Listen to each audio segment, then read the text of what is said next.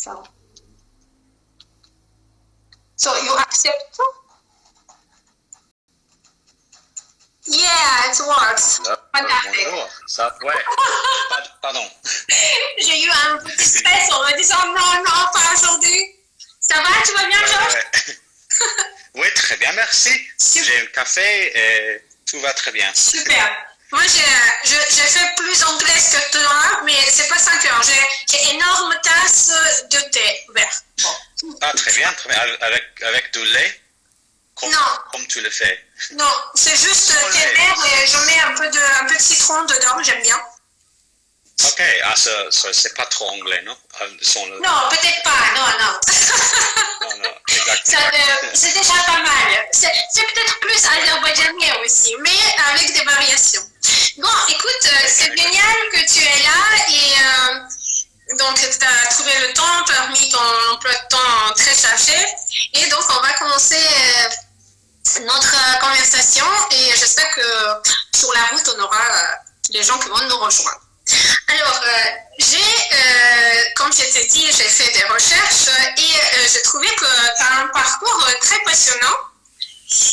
Et parce que souvent, c'est un peu, comment dire, j'ai l'impression que dès le plus jeune âge, tu étais quand même quelqu'un qui avait déjà, on va dire, une trompe de leader, non? Et tu savais ce que tu veux faire parce que j'ai bien compris que tu as choisi ton instrument, donc tu ne voulais pas faire le piano, tu as insisté de faire violon.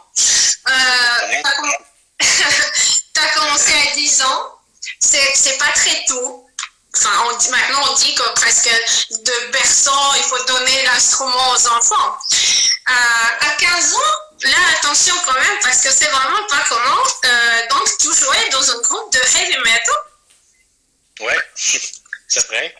En tant que batteur, quand même. Puis, tu as fait guitariste et puis tu as même chanté. Ouais. Je sais pas si tu pourras nous chanter quelque chose aujourd'hui. Non, mais j'ai écrit aussi toutes les chansons. Et c'était un autre monde aujourd'hui de la musique classique, je crois. Oui, mais c'est ça. Je veux dire, tu as quand même commencé, on va dire, tu es venu de loin, de l'autre côté presque du monde, non? Ouais. Tu peux l'imaginer là. Et donc après même, tu as créé ton propre band, punk. Je ne suis pas grande spécialiste de ce genre, j'avoue. Mais pas de punk, ok. Non, c'était un mélange de punk, c'était un peu thrash metal, c'était un peu la musique grunge comme Nirvana ou les autres musiques de Seattle. Wow. Mais c'était pas la musique classique. Non, toujours pas, oui. Mais puis après, il se passait quelque chose. Justement, je vais juste dire, et après tu m'expliqueras comment, du coup, tu es passé de l'autre côté de rampe, on va dire. Parce que j'ai bien compris qu'après, il y a eu une période dans ta vie où tu as quand même commencé à étudier beaucoup et très, très sérieusement. Vraiment, tu es quelqu'un qui a fait des très, très, très grandes études. Donc, tu as fait musicologie, tu as fait la composition. Tu as commencé la direction aussi d'orchestre, puis tu as commencé dans les orchestres en tant que violoniste. Donc en fait, on peut dire que tu connais l'orchestre de deux côtés. Tu es chef, mais tu étais pendant un temps aussi parmi les orchestrants et donc tu as fait beaucoup de concerts avec eux. Et ce que j'ai trouvé très intéressant, c'est cette anecdote que tu as racontée sur qui était peut-être donc un moment qui t'a poussé à faire le chef, enfin décider d'être un chef d'orchestre. Et là, tu dois un peu à la musique russe, n'est-ce pas? Donc, ouais. Donc, et ça, je pense que ça parle aussi de ton caractère, puisque voilà, ça t'a pas plu apparemment et tu as décidé qu'il faut apprendre et diriger toi-même parce que tu avais une autre vision apparemment de l'interprétation que proposait, je ne sais pas, le chef à ce moment-là. Raconte un petit peu. Je crois que c'est très important à penser toujours que toute la musique, c'est juste musique. Je ne veux pas penser qu'il y a une grande différence entre la musique punk, la musique de Tchaïkovski, la musique de Steve Reich, la musique de Harrison Birtwistle, parce que à jouer dans une band ou dans un groupe de rock, c'est un peu comme un orchestre. C'est beaucoup de personnes avec les histoires différentes et ils viennent ensemble pour faire la même chose. Et le medium, c'est différent. So, pour un chef d'orchestre, je crois que c'est un peu comme être dans une bande. Oui, il y a une relation différente avec les personnes, mais je pense toujours, je crois que c'est pas aussi comme le piano, c'est pas une technique, c'est une langue avec les autres personnes. Mais la technique et le physicality de chef d'orchestre, c'est juste le message, c'est juste la langue pour communication. D'accord. Mais c'est intéressant parce que c'est justement là, comme ça, tu as fait la transition pour les questions que je voulais poser. Justement, parce que, bien sûr, pas dans les milieux des musiciens, mais souvent, large public, parce que notre émission, après, j'espère qu'elle pourra être regardée par les gens venus de différents milieux, peut-être même pas des très musiciens. Souvent, ils ne comprennent pas, son propre mot dit à quoi ça sert un chef d'orchestre. Parce qu'ils pensent que s'il ne joue pas, donc qu'est-ce qu'il fait? Et j'ai lu un petit peu tes interviews, ce que tu disais, etc. J'ai beaucoup aimé, d'ailleurs, j'ai beaucoup apprécié le sens d'humour que tu as et qui est toujours présent dans ta manière de parler de choses très sérieuses d'ailleurs. Et ça peut être première approche. Tu as dit une fois que chef d'orchestre, c'est celui qui assure que tout le monde commence à jouer ensemble, qui joue ensemble et qui termine ensemble. Donc, si on fait un approche basique. Mais sinon, j'ai beaucoup aimé en fait aussi ça que tu as dit que le chef d'orchestre, c'est aussi quelqu'un qui a une opinion et qui sait la partager avec les musiciens et avec le public. Oui, exactement. Mais je crois que c'est intéressant parce qu'en français, chef d'orchestre, c'est un peu comme en italien, direttore d'orchestre. C'est sombre, c'est un peu comme on est le champion of the world. Yeah. Comme un dictateur. L'empereur, Napoléon. Oui, exactement, mais c'est exactement en face parce que le chef d'orchestre, en anglais, on dit toujours conductor. Yeah. C'est possible à écouter en français, conducteur, mais c'est oui. pas la même. Conducteur de bus, tout de suite, c'est autre chose. Oui, c'est une autre chose, mais je crois que conducteur, c'est mieux que chef d'orchestre. Oui, oui, parce qu'on a le travail de faire une connexion entre la musique qui est écrite dans la partition, la musique et les personnes dans l'orchestre et aussi le public. Oui, c'est un peu, pour faire la vision, c'est un peu comme on fait toutes les choses avec les mains et c'est très, comme tu dis, Napoléon. Mais c'est exactement, je crois que ce n'est pas une authority, un peu. C'est plus qu'on fait juste la connexion entre les choses. Vous créez tout ça ensemble. Exactement. C'est un peu comme, par exemple, dans la musique de Beethoven, le sonate pour violon et pianoforte, par exemple. Je vois toujours dans le programme de concert, par exemple, je vois toujours sonate for violin, violin sonata. Mais c'est une sonate pour violon et pianoforte. Oui, je suis d'accord. Cette idée qu'il y a une relation plus égale entre les deux, c'est aussi important pour chef d'orchestre, je crois. Je te comprends parfaitement et c'est exactement ce que je pense aussi parce que surtout dans la musique de chambre, mais je pense que dans l'orchestre aussi, on est tous égaux parce qu'on joue ensemble la même musique. Il n'y a pas soliste. Concerto, c'est encore autre chose. Mais quand on joue un œuvre ensemble, c'est qu'on est tous importants. Chacun a son rôle à jouer. Et pour les sonates, juste pour en venir, c'est vrai qu'au départ, on marquait plutôt sonate pour le piano, accompagné par violoncelle ou violon. Après, il se passait quelque chose. C'est vrai, c'est vrai. Et donc, ce que j'ai lu aussi, mais je pense que ça vient peut-être déjà de ton milieu, parce que tu es né dans la famille des artistes de théâtre, si je ne me trompe pas. Oui, les comédiennes, oui, exactement. Voilà, donc tu étais toujours, enfin, comme on dit en bon français, tu as baigné dans l'ambiance de théâtre dès plus jeune âge, n'est-ce pas? Parlons bien, on a tous les deux un accent avec toi, donc on se comprend bien. Oui, et j'ai lu, ça, excuse-moi, ça rejoint aussi d'ailleurs ma vision de la musique, parce que quand j'écoute la musique symphonique, j'imagine toujours aussi une histoire, il y a un développement, même s'il n'y a pas, c'est pas toujours musique avec un programme, n'est-ce pas?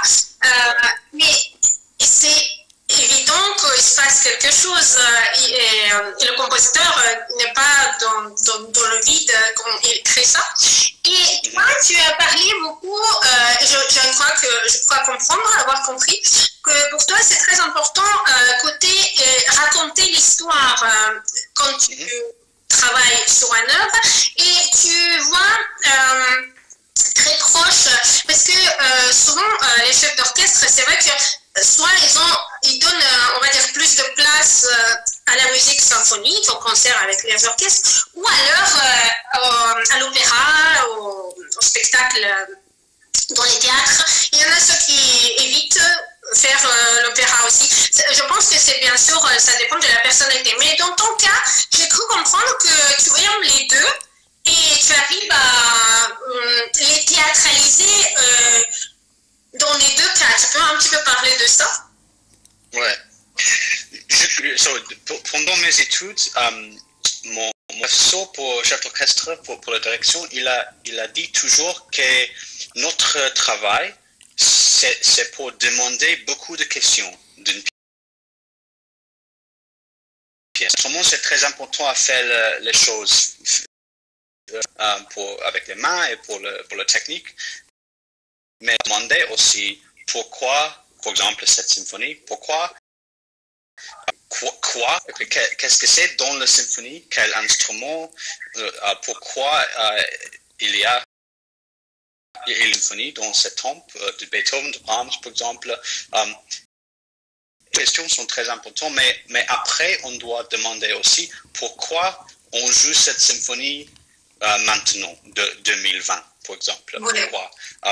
Et aussi, c'est un peu comme nous avons dit, cette connexion entre l'orchestre, le public, le chef d'orchestre, l'histoire aussi et la partition. Je me trouve que c'est toujours un travail de connecter toutes les choses de tous les éléments. Oui.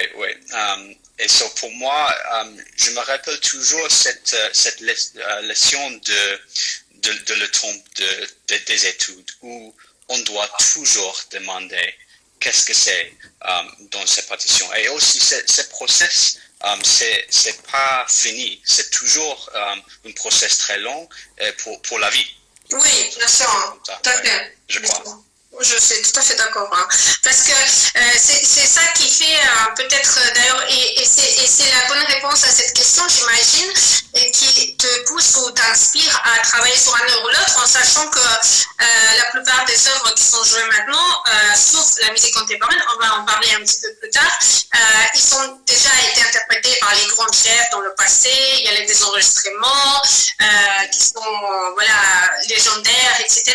Donc, j'imagine qu'il est important de sentir en soi vraiment cette volonté et intention de dire quelque chose de nouveau et ajouter sa propre vision par rapport à cette œuvre qui est un monument en soi, mais pas un monument dans le musée séché. La musique, c'est vide, c'est quelque chose, une matière vivante, vraiment, je pense. elle vit, elle a sa vie, elle évolue avec le temps. Évidemment que nous, on ne peut pas ressentir comme ressentaient les gens dans le 19e siècle ou 18e siècle, ce n'était pas pareil. Ils vivaient plus lentement. D'ailleurs, là, je crois que tu as quelques principes, on va dire, dans ta vie, et un de ces principes, j'ai lu que c'était be hurry but slowly. Oui, enfin, je ne sais pas si... Oui, exactement. Yeah. Oui. Festina lente, yeah, exactement. Oui. Et est-ce que c'est quelque chose que tu appliques sur tes choix des œuvres ou de travail, ou alors tu l'appliques dans ta vie, tu n'es pas quelqu'un qui est en précipitation, qui prend le temps pour les choses quotidiennes aussi? Oui. Je crois que pour les musiciens, au début de la carrière, c'est très difficile parce qu'on n'a pas le contrôle pour la vie. Quelquefois, il y a des situations où c'est possible de trouver un travail, ou quelquefois c'est très vite, quelquefois c'est plus long. Mais pour moi, c'est plus important à faire les choses dans un mode très organique. C'est pas possible à contrôler toujours cette chose parce que on doit travailler, on doit manger, on doit payer les bills. Mais se trouve pour cet orchestre, c'est autre de les autres instruments, on le voit. Mais pour cet orchestre, pour nous, c'est l'expérience de la vie. C'est plus important. C'est pas possible avec 20 ans, par exemple, ou 21 ans, à connaître toutes les choses dans le monde et pour partager ces choses avec un orchestre avec beaucoup d'expérience. Oui. Je crois pour nous, on doit vivre. Et c'est un peu simple peut-être, mais c'est pas juste une question de musique, c'est une question de les autres arts dans le monde. Pour moi, je crois que c'est très important à lire beaucoup de politique, de l'histoire, de the cultural world. Yeah. If you prefer, sometimes you can also tell the things in English if it's easier for you. Anyway, I understand that. I think the people who are watching us too, so it's how you feel more comfortable. Je fais une mélange de faisons comme ça. Français. Faisons Franglish. Franglish, yeah, exactement. So c'est une. Je crois que toutes les autres choses, soit la musique, sont plus importantes que la musique quelquefois. And therefore, this thing of hurrying slowly. Je crois que c'est mieux à attendre parce qu'on doit vivre plus et apprendre de la monde, et après c'est possible de partager ces choses avec le monde. Et je voudrais dire aussi, parce que c'est vrai que maintenant, je pense que tu es un chef d'orchestre qui a une carrière qui on va dire, qui commence ou qui tourne déjà bien. On t'invite, tu fais des choses vraiment intéressantes, mais j'ai lu dans un de tes interviews que tu as dit que ça aussi c'est un sens probablement d'humour british, que si tu parlais de ton professeur qui parlait qu'il a reçu des lettres de refus aussi au début et qu'il pouvait faire un papier peint dans sa chambre et que toi, tu pouvais en faire peut-être une chambre plus grande que lui. Donc, peut-être que ça, c'est peut-être aussi un message pour les jeunes musiciens qui décident de se lancer dans cette carrière qui est sans doute difficile et qui demande vraiment investissement, mais aussi beaucoup de caractère, n'est-ce pas? Comme tu as dit toi-même, il faut toujours se remettre sur un cheval et continuer si on veut. Et c'est vraiment important pour nous. Oui, je crois aussi avec la musique, pour une carrière, c'est pas possible à faire la chose demi. Exactement. On doit donner toujours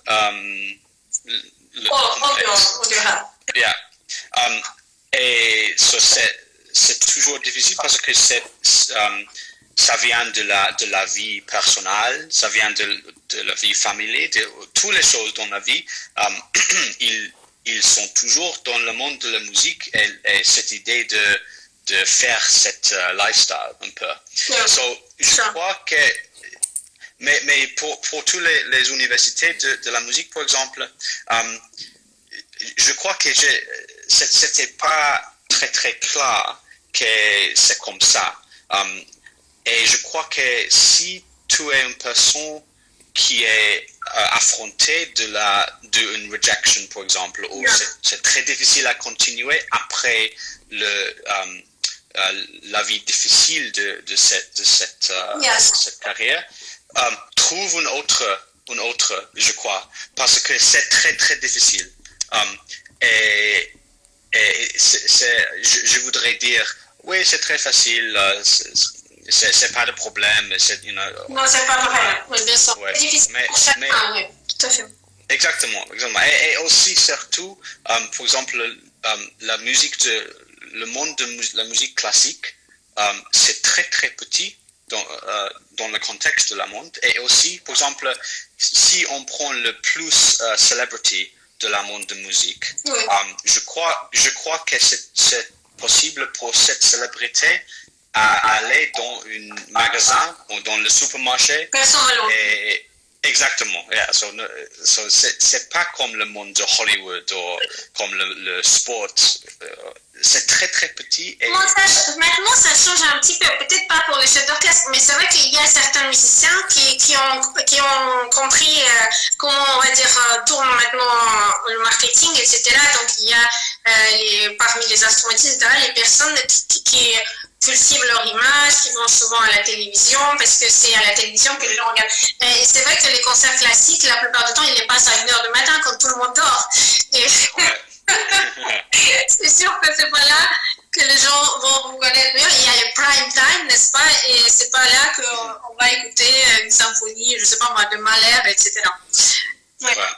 J'ai vu aussi que tu mets beaucoup de ton temps pour, on va dire, soutien ou le travail avec des orchestres de jeunes musiciens. Et j'ai vu London Firebirds, non? L'orchestre. Oui, par exemple, oui, exactement. Ouais. Cet orchestre, le London Firebirds, c'est un orchestre de. Ils ne sont pas les étudiants, ils sont les jeunes musiciens qui ont déjà fini le conservatoire, par exemple. C'est au début de la carrière. Voilà, au début de la carrière. Oui, beaucoup de notre musiciens, après 1 ou 2 ans dans l'orchestre, il prend beaucoup de positions très importantes en Grande-Bretagne, par exemple. Mais je crois que je fais aussi beaucoup de travail avec les orchestres de jeunes musiciens en Angleterre, quelquefois. Et je crois que c'est plus difficile. On doit faire plus de préparation que les autres orchestres. Pourquoi? Parce que je crois que, par exemple, avec un orchestre avec beaucoup d'histoire, par exemple, un orchestre célébré, par exemple, ils ont déjà une tradition avec une pièce, par exemple. Et pour un chef d'orchestre, surtout pour un chef d'orchestre au début de la carrière, on vient pour instaurer la tradition. Exactement. C'est un dialogue avec la tradition de l'orchestre et normalement, on apprend plus de l'orchestre que l'autre. Mais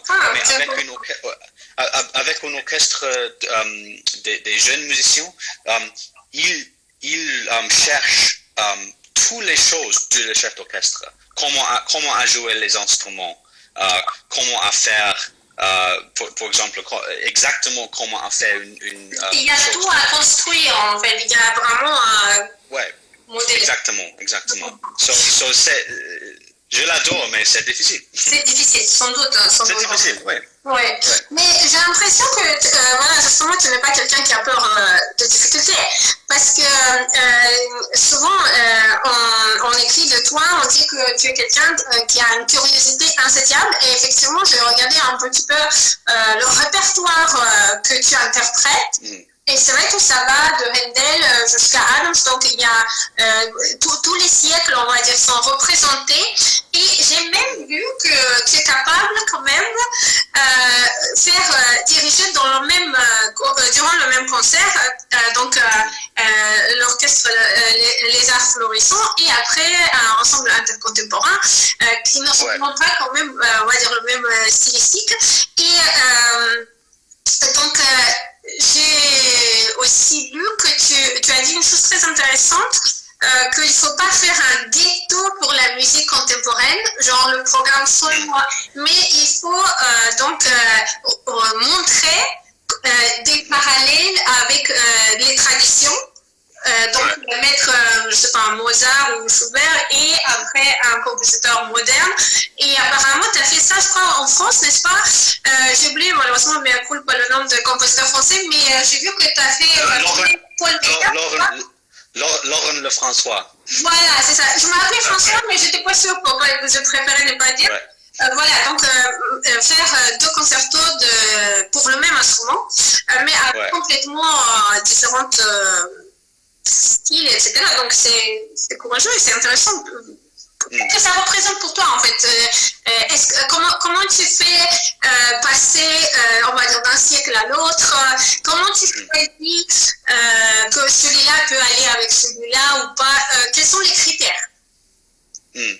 Bon, pour moi, c'est intéressant aujourd'hui parce que tous les chefs d'orchestre, mais aussi chanteurs, etc., on trouve très tôt dans la carrière une style, un genre. Une filière qui nous va, quoi, oui, le répertoire. Ouais, exactement. Ouais, so il y a, surtout avec la musique ancienne, sur le the early music scene, c'est toujours comme ça. Il y a un chef d'orchestre, il ou elle peut juste faire la musique de Handel ou la musique de Lully. Mais pour moi, les chefs d'orchestre que j'aime beaucoup, ils ont toujours beaucoup à dire dans tout le répertoire. Et pour moi, c'est très important. Pourquoi pas dans cette situation, c'était le Saint-Malo Festival, pourquoi pas Schubert, Mozart et Laurent Lefrançois ensemble? Parce que c'est très important avec les compositeurs modernes. Ils connaissent très bien toute la musique de l'histoire. Par exemple, avec cette situation avec Laurent Lefrançois, il connaît très bien le clarinet concert de Mozart. C'est toujours un contexte derrière la musique. Et c'est aussi comme ça avec, par exemple, j'adore la musique de Jörg Widmann, le compositeur allemand.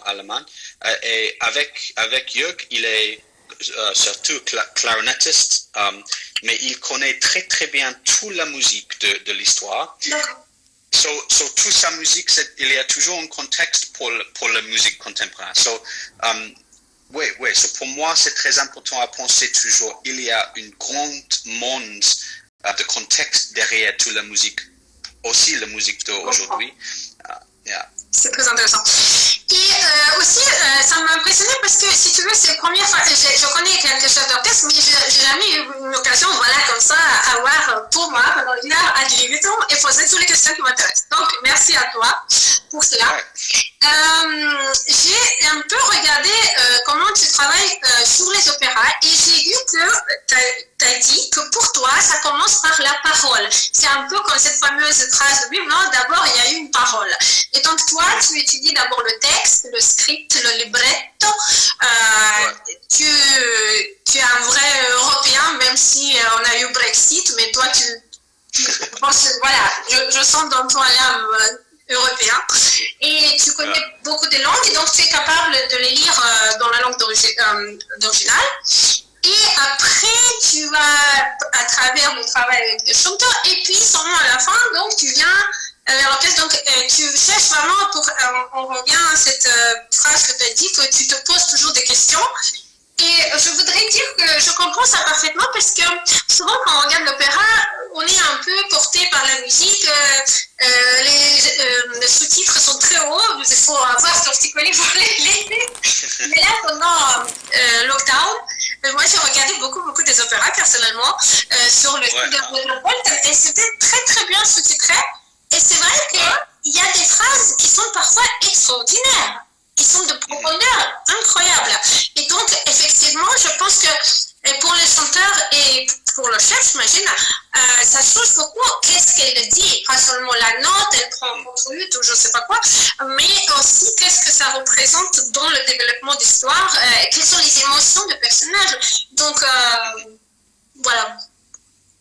C'est un peu comme cette idée, nous avons déjà dit, l'idée de beaucoup de questions, oui, par exemple. Tout à fait. Parce que avec l'opéra, on doit demander, ok, qu'est-ce que c'est dans les paroles, par exemple, okay, il y a quoi exactement dans cette situation, et après, comment. So, par exemple, pourquoi dans the high C, dans ces paroles, dans ce moment. Aussi, avec qui parle la personne, à qui, pour le public. Par exemple, il y a beaucoup de layers. Et je crois que pour les chanteurs, mais aussi surtout pour le chef d'orchestre, notre travail, c'est un peu à refaire la même travail ou le même voyage de le compositeur. Oui, c'est ça. Et c'est toujours comme ça que le compositeur commence avec les paroles. Oui. Je crois qu'il y a peut-être quelques exemples de musique. Par exemple, je crois qu'il y a un exemple de Mozart où il a composé une mélodie et après il a cherché les paroles. Mais par exemple, dans les collaborations de Mozart da Ponte, c'était toujours que Lorenzo da Ponte fait les paroles et après Mozart fait la musique. So, on doit faire exactement cette même relation et on doit demander, ok, so pourquoi Mozart il a choisi, par exemple, cette key ou cette tonalité. Ouais. So, mais c'est un grand travail pour l'opéra. Parce que c'est un autre monde d'interprétation aussi avec les chanteuses. Il y a l'orchestre, il y a les chanteurs, il y a les choristes, et c'est un monde à construire, peut-être encore plus grandiose que l'orchestre en soi, n'est-ce pas? Parce que exactement. C'est un dialogue incessant entre les instruments, il y a souvent les solos où un timbre dans l'orchestre, je sais pas moi, au bois ou clarinette accompagne, ou l'arpe accompagne le chant, et où souvent même la musique ajoute un sens à la parole. En fait, c'est... Exactement. Voilà. J'ai lu un truc assez amusant où tu disais que peut-être que pour interpréter la musique russe, il faut pas mal de parler russe. Je sais que là, tu fais l'enregistrement, tu m'as dit, de Tchaïkovski. Est-ce que ça veut dire que tu as appris déjà à parler un peu russe ou tu as changé tes idées? Я не понимаю. Non, je vois étudier la langue russe et j'ai étudié un peu. La prochaine fois, on fait en russe alors. Ok,